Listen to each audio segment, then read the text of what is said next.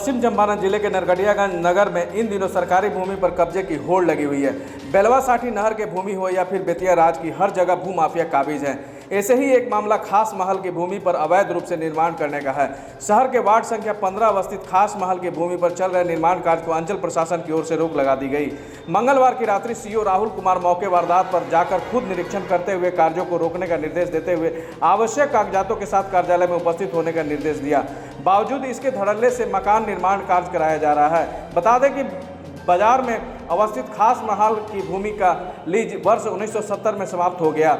इसके बाद बिना जमाबंदी कायम किए 23 दुकानदार अवैध रूप से दुकानों का संचालन करते आ रहे हैं। ऐसे में अंचल प्रशासन की अब इसकी भनक लगी कि बिना जमाबंदी के दुकानों का संचालन हो रहा है और साथ ही भूमि का स्वरूप बिगाड़कर पक्का निर्माण कार्य कराया जा रहा है। अंचलाधिकारी खुद पहुंचकर रोक दिए।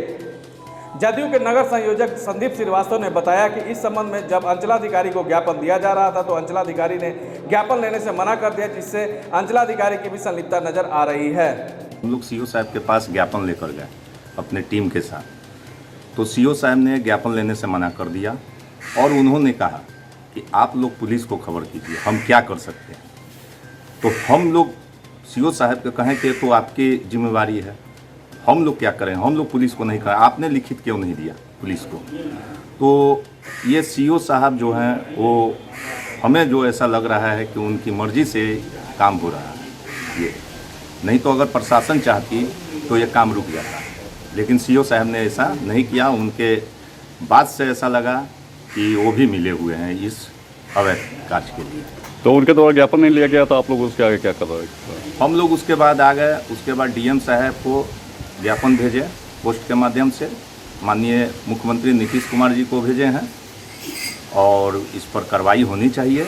हम लोग ऐसे भी कल शनिवार के दिन ज्ञापन लेकर फिर जा रहे हैं डीएम साहब के पास और डीएम साहब को सब जानकारी। जदयू के प्रदेश उपाध्यक्ष राजन मिश्रा ने बताया कि अंचलाधिकारी और अंचल कर्मचारियों की मिलीभगत से सरकारी भूमि पे भूमाफियाओं का कब्जा जारी है। ऐसे भूमाफियाओं पे अंचलाधिकारी द्वारा कार्रवाई नहीं करने को लेकर जिलाधिकारी को पत्र भेजा गया है। अगर जिलाधिकारी द्वारा भी कोई कार्रवाई नहीं की जाती है तो मुख्यमंत्री नीतीश कुमार से मिलकर सरकारी भूमि पे हो रहे अवैध कब्जे के बारे में अवगत कराया जाएगा। अभी पता चला है कि वह जमीन बेतिया राज की ज़मीन है जो उन व्यवसायियों को लीज पर दिया गया था, जिसकी लीज की अवधि 1970 में ही समाप्त हो गई और उसके बाद वह ज़मीन किसी को लीज नहीं किया गया है। लेकिन आज भी 4-5 दिन पहले वहाँ पर कुछ व्यवसायियों द्वारा अवैध निर्माण कराया जा रहा है। सुनने में आ रहा है कोई प्रदीप गुप्ता हैं, सुमित केडिया हैं और अजय गुप्ता हैं जो वहाँ अवैध निर्माण करा रहे हैं। जनता ने जब विरोध किया तो मैंने स्वयं अंचलाधिकारी नरकटियागंज से दूरभाष पर बात की।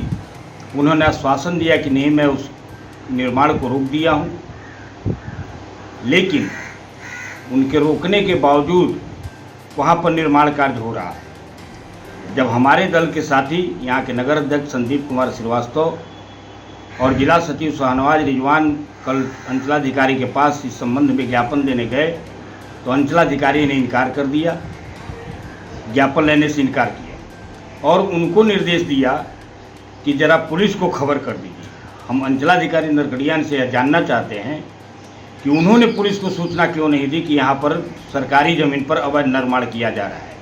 हमको लग रहा है कि कहीं न कहीं अंचल प्रशासन की संलिप्तता इस कांड में ज़रूर है, क्योंकि ऐसा देखने में आया है कि अंचल के कर्मचारी और अंचल अधिकारी, अंचल निरीक्षक यहाँ भूमाफियों से मिला हुआ है और लगातार सरकारी ज़मीनों का अधिग्रहण करके भूमाफियाओं द्वारा उसको बेचा जा रहा है।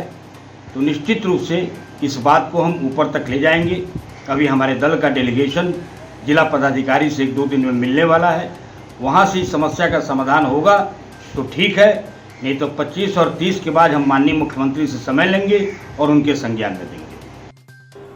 इस संबंध में जब संवाददाता द्वारा अंचलाधिकारी से बात की गई तो अंचलाधिकारी गुस्से में आ गए और साफ तौर पे अंचलाधिकारी ने कहा कि क्या किया जा सकता है और इस संबंध में मैं कोई बाइट नहीं दूंगा, आपको जो लिखना है लिखे, जो चलाना है चलाएं, हम आपके लिए नहीं बैठे हैं। गुड मॉर्निंग सर, जय हिंद।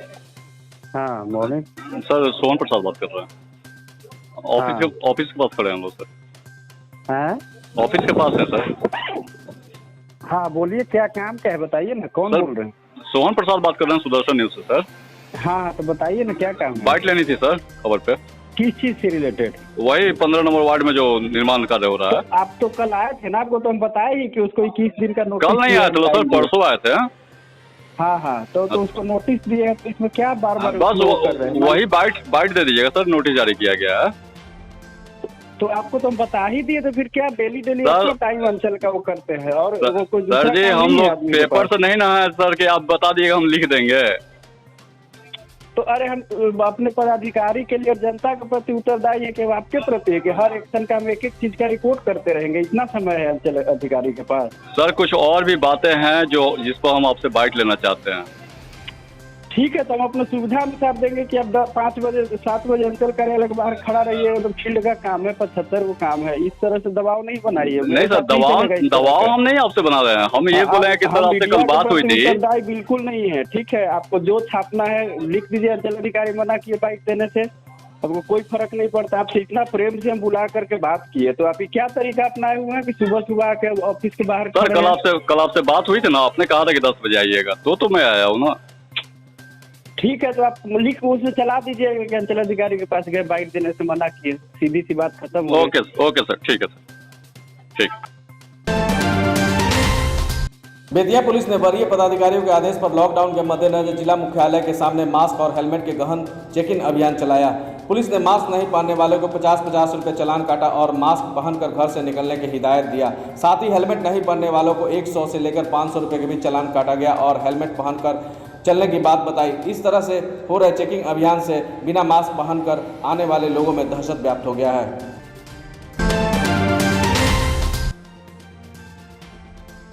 नव क्षेत्र में सबके लिए आवास का सपना अगले साल तक होगा साकार, कही नप अध्यक्ष। बेतिया नगर परिषद क्षेत्र के करीब 3000 पक्का मकान विहीन बीपीएल परिवारों के लिए सबके लिए आवास योजना के तहत दिसंबर 2021 तक में छतदार मकान उपलब्ध करा दिया जाएगा। उक्त बातें नप सभापति गरिमा देवी शिकारिया ने कही। वे आज नप कार्यालय के द्वितीय तल पर आयोजित कार्यादेश वितरण के शुरुआत के मौके पर बोल रही थी। उन्होंने बताया कि प्राप्त आवेदनों के आधार पर की गई स्तरीय जाँच में 2.5 दर्जन से भी अधिक वार्डों में कुल 216 का आवेदन स्वीकृत होने के बाद वार्ड कार्यादेश जारी करने की शुरुआत की जा रही है। सभापति ने बताया कि कोरोना संक्रमण को लेकर सोशल डिस्टेंसिंग के नियमों का अनिवार्य रूप से पालन करने और बूढ़े, बीमार व निःशक्त जनों को घर पर ही जाकर कार्यादेश मुहैया कराने के आदेश दिए गए हैं। कार्यक्रम में शामिल कार्यपालक पदाधिकारी विजय कुमार उपाध्याय ने बताया कि बीते फरवरी माह में भी कुल 93 परिवारों को सबके लिए आवास योजना के चयन पत्र और कार्यादेश मुहैया कराया गया। सभापति ने बताया कि वार्ड 1 में 40 लाभुक, वार्ड 2 में 14, वार्ड 3 में 7, वार्ड 4 में 15, वार्ड 5 में 31, वार्ड 31 लाभुक, वार्ड 7 में 10, वार्ड 8 में 3, वार्ड 9 में 2, वार्ड 10 में 1, वार्ड 14 में 13, वार्ड 14 में 3, वार्ड 15 में 14, वार्ड 16 में 14, वार्ड 17 में 10, वार्ड 18 में 1, वार्ड 23 में 2, वार्ड 29 में 18, वार्ड 30 में 16, वार्ड 31 में 8, वार्ड 32 में 2, वार्ड 34 में 5, कुल 216 लाभुकों को सबके लिए आवास योजना के तहत कार्यादेश वितरण किया जा रहा है। साथ ही पूर्व से कार्यादेश दिए गए 93 परिवारों के कई लाभुकों को स्टेज वाइज कार्य पूरा होने के साथ ही द्वितीय और तृतीय किस्त की राशि भुगतान भी कराया जा रहा है।